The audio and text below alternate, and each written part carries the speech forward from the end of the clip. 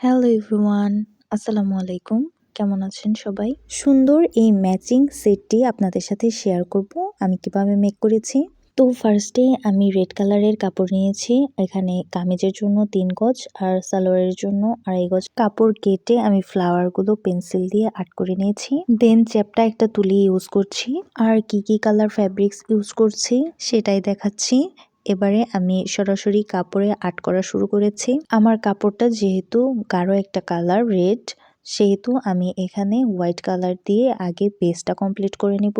ফ্লাওয়ারগুলো আমি এভাবে হোয়াইট কালারই রাখবো আর আংশিক কিছুটা ইয়েলো কালার করে নিব। তবে এখন আমি যেহেতু বেস আর্ট করছি, এটাকে আমাকে আবার ফাইনাল লুক দিতে হবে।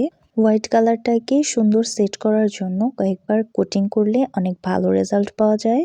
যে কারণে আমি পুরো ড্রেসটাতে এভাবে করে হোয়াইট কালার বেসটা কমপ্লিট করে নিচ্ছি। এতে করে আমি যে কোনো কালারই ইউজ করলে অনেক সুন্দরভাবে কাপড়ে সেট হয়ে যাবে আর দেখতেও অনেক সুন্দর লাগবে।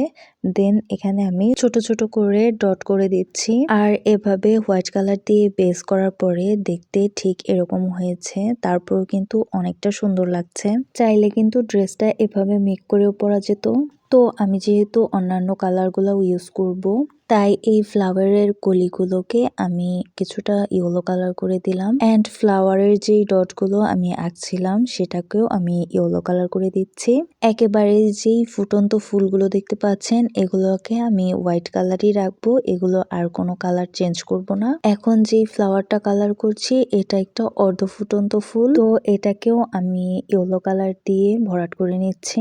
দেখে তো বোঝাই যাচ্ছে যে হোয়াইট কালারের উপরে আমি যে কোনো কালারটা দিয়ে সুন্দর সেট করে নিতে পারছি। তো এরপরে আমি যেই ডাল পাতাগুলো আছে এগুলো আমি গ্রিন কালার করে দিচ্ছিলাম। এই ড্রেসটা কিন্তু আমি আমার নিজের জন্যই মেক করেছি। তো এভাবে করে আমি সবগুলো কালার করে নিয়েছি। তো ম্যাচিং ড্রেসের সাথে আমি এই চুড়িটাও মেক করে নিব। তো চুড়ির একটা বেজের উপরে কাপড় দিয়ে এভাবে সেট করে নিয়েছি।